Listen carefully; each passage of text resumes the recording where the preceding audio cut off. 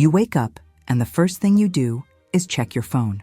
Not a work message, not a real emergency, just fear of being forgotten. When he replies, you relax. When he doesn't, you spiral. Your mood depends on it, and you call that passion. You accept less than you deserve. You tolerate confusion. You adjust to silence, because losing hurts more than betraying yourself. Here's the truth no one told you. Passion doesn't steal your peace. Whoever steals your peace isn't love. It's emotional need in disguise. And the scariest part isn't loving too much. It's needing too much. Feeling like without him, you vanish. Trading dignity just to avoid being alone. So be honest with yourself. If this were healthy love, why do you feel anxiety instead of safety? What are you really trying to fill when you call this passion? What you're feeling isn't exaggeration. It's not emotional drama. It's not immaturity. And it's not spiritual weakness. There is logic here. There is an origin. There is a pattern. And it started before this relationship. Carl Jung said, what isn't integrated into the soul returns as destiny. You don't notice it at first. You only feel it when it hurts. Emotional need doesn't appear randomly. It's born from an old absence, from something that was missing, something never named. But the body remembers. At some point in your life, being alone became a threat. Not a choice, not rest, a threat. Maybe no one held you when you needed it. Maybe you had to grow up too fast. Maybe you learned to handle things alone. But the emptiness stayed, so your psyche created a solution. Simple and dangerous. It decided to search outside for what was missing inside. Not out of love, but out of safety. Not desire, fear. This is where everything gets confused. You don't attach to the person.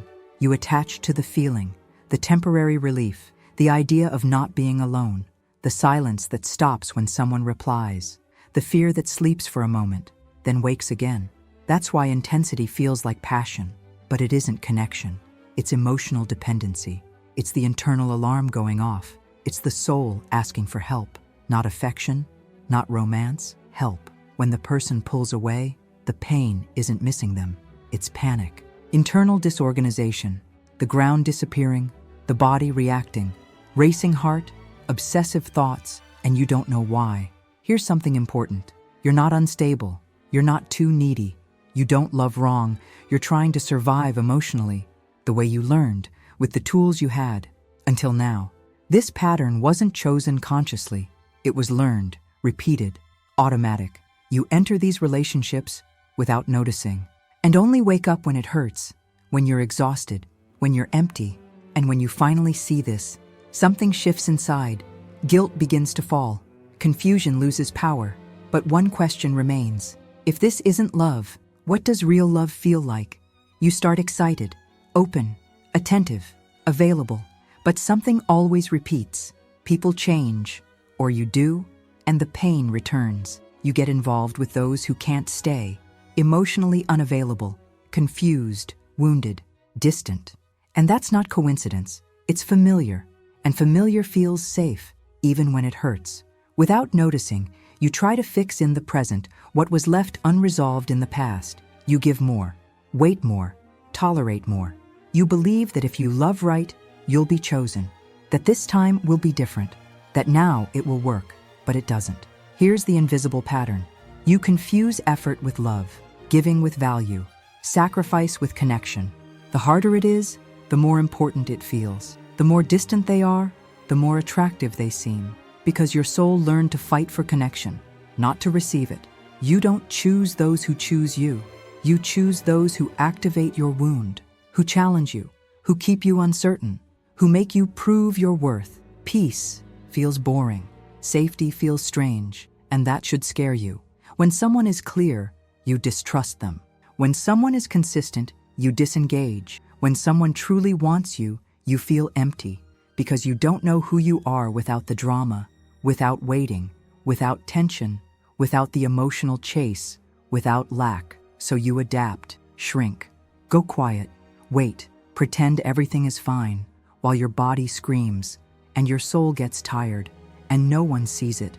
You call this complicated love, an intense relationship, a deep connection, but deep down, it's repetition. The wound asking for a new scene. Same script, different faces, same ending. Here's the hard truth. Until you heal the wound, it chooses for you. It decides who enters, who stays, who leaves, and you call it destiny. This pattern doesn't scream, it whispers, guides you, convincing you, until you believe this is who you are, that love hurts, that it's this or nothing, and you accept it. But when you finally see it, something cracks inside. It's not freedom yet. It's discomfort. It's clarity, the beginning of the end of repetition, and also the beginning of something new. If you're realizing this isn't love, it's a pattern. You didn't end up here by accident. This channel exists to help you break cycles you never understood, but always felt. Here, you won't get empty advice. You'll gain clarity, direction, and real healing. Subscribe now, because what you don't heal, you repeat. And you don't have to repeat this alone. You start feeling tired without knowing why. It's not physical, it's emotional. Living in constant alert mode, waiting for a text, waiting for effort, waiting for crumbs, and calling it a relationship. Little by little, you lose yourself. You stop saying what you feel. You stop asking for what you need. You stop existing fully, so you won't be a burden, so you won't be too much, so you won't be abandoned. And that has a cost. The emptiness grows even when you're not alone. You laugh, but don't relax. You hug, but don't feel safe. You sleep together, yet feel lonely. Because physical presence doesn't heal emotional absence, and your heart knows that. Even when you try to deny it, it knows. Over time, loneliness becomes an identity. You recognize yourself in it. You get used to the tightness, the waiting, the uncertainty, and you start thinking it's normal, that love is supposed to hurt, but it's not. So you try the false solution. You love harder, give more, sacrifice more. You believe if you're enough, you'll be chosen. If you insist, they'll change. If you endure, you'll be rewarded. But it doesn't work. Because loving more doesn't heal neediness. It deepens the hole. It increases imbalance. It teaches the other to give less, while you give everything, and empty yourself, and disappear, silently. When that fails, you try the opposite. You shut down. You harden. You promise not to feel anymore, not to trust anymore, not to attach anymore. You build walls and call it strength. But shutting down doesn't heal either. It only numbs, delays, turns sensitivity into defense, and love into fear. You don't become strong. You become distant and still alone. Deep down, none of these strategies work. Not giving too much, not shutting down completely. Because the problem isn't the other person or intensity. It's the unhealed wound, still in control, still unseen. And here it hurts to admit, while you try to be loved, you abandon yourself. While you try to hold on to someone, you let go of yourself. And the more you try to escape loneliness, the lonelier you become. Healing doesn't begin when someone chooses you.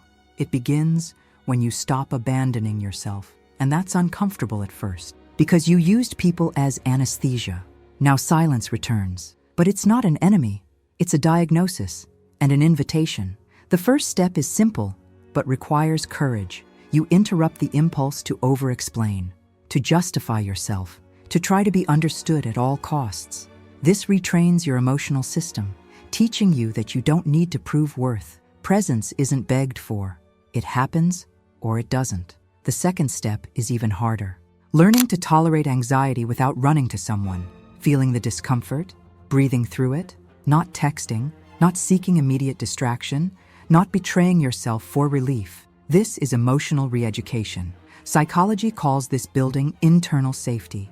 You show your body it can stay, that it won't die alone, that it doesn't need to cling. Slowly, the alarm lowers, urgency fades, thoughts clear, and something shifts.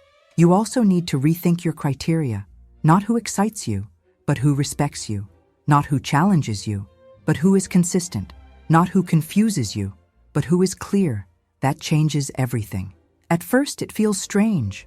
No emotional highs, no drama, no roller coaster, but the body begins to relax. Sleep improves. The mind slows down. Peace appears. These actions don't bring instant pleasure. They bring stability, and stability feels boring to those used to chaos. But it's where healthy love grows, without fear, without games, without scarcity, with presence. You don't stop feeling.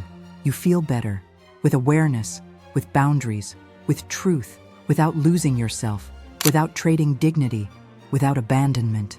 And when you begin doing this, something quiet happens. You stop chasing. You choose. You don't beg. You observe. And for the first time, you stay. Hey, if you got distracted, come back here with me now. Pay attention. This is the most important part.